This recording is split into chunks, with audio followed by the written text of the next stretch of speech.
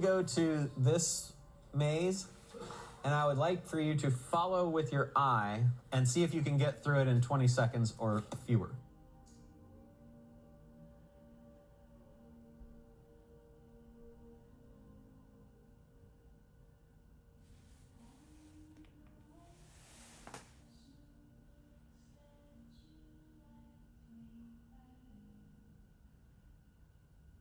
That's the path that most people take. That is the fastest path that you can take using no additional assumptions.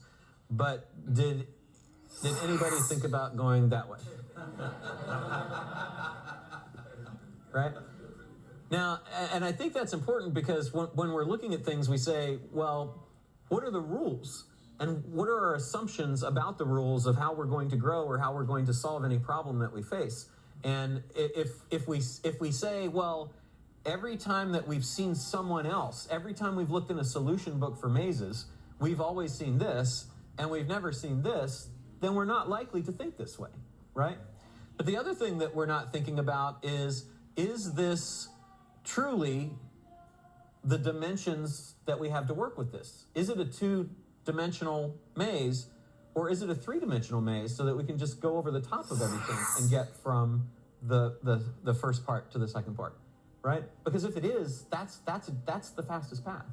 And so I just want you to think about that. I think it's important to have an idea when you're looking at your business. All of these people who you see, from Jobs to Elon Musk, and who are innovating, are doing it by what they call first principles thinking, which we'll talk about in a minute. The point is just that I think the more that you do these kinds of exercises, the more you'll approach the problems in your business through a different perspective too. Because it's the freaking assumptions that kill us. It really is, that stop us from growing the fastest. So what are the preconceptions about your life or business that are currently holding you back? What are the factual assumptions that might not be actual facts? And then what are the language patterns that you're using as you're framing your solutions that might lead you to make assumptions that aren't correct?